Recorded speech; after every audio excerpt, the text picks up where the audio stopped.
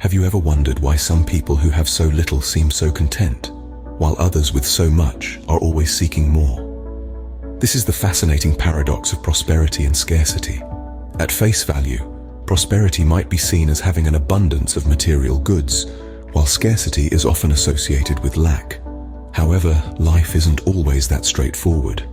We often see people who lack material wealth, yet radiate joy, contentment, and prosperity. On the flip side, there are those who possess an abundance of material goods, yet live in a perpetual state of scarcity, always seeking more, never satisfied. It's a curious contradiction, isn't it? So, why does this paradox occur? Is it merely a matter of perspective, or is there more to it? Could it be that prosperity is not just about having, but also about being? Could it be that scarcity is not just about lacking, but also about wanting? It seems the answer lies not in what we have, but in how we perceive what we have. Allow me to share a story about two villagers, each living in different circumstances. In a bustling town, there lived a villager named Sam. Sam's house was the grandest in the town, filled to the brim with treasures and luxuries. He was surrounded by material abundance, yet he was never content. His heart was always filled with the anxiety of scarcity. He was always worried about losing his wealth, always wanting more, always chasing the next big thing. His days were spent in constant pursuit of more, and his nights were restless with worry. Despite his material abundance, Sam was trapped in a cycle of scarcity. On the outskirts of the same town, there lived another villager named Joe. Joe's house was simple and modest. He didn't have much in terms of material goods, but he was always content. He found joy in the simplicity of his life. He enjoyed the warmth of the sun, the coolness of the breeze, and the beauty of the stars at night. His heart was free from the feeling of scarcity. He didn't worry about what he didn't have. Instead, he appreciated what he had. He lived each day to the fullest, savoring each moment.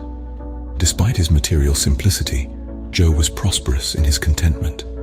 These two villagers highlight the paradox of prosperity and scarcity. Sam, despite his material wealth, lived in a state of scarcity because of his constant desire for more. He was imprisoned by his own fear and greed. On the other hand, Joe, despite his modest means, lived in prosperity because he was content with what he had. He was free from the feeling of scarcity. This tale of two villagers teaches us that prosperity is not just about having more. It's about finding contentment in what we have. It's about freeing ourselves from the feeling of scarcity.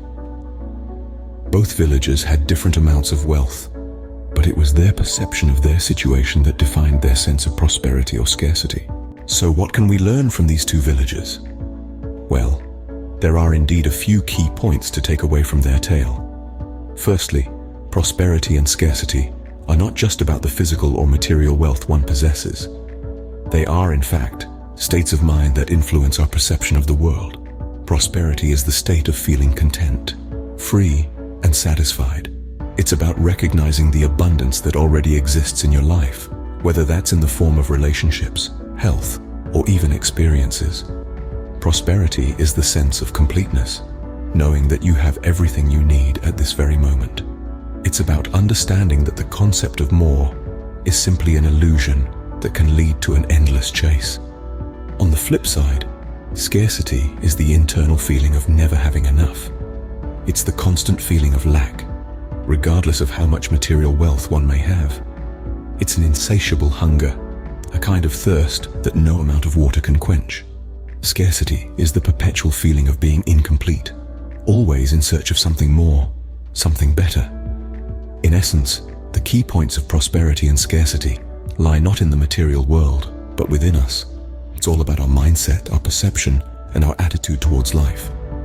Remember, prosperity is not about having more, but rather needing less. Now, you might ask, how can we transform feelings of scarcity into feelings of prosperity? The answer is surprisingly simple. It's all about shifting our perspective.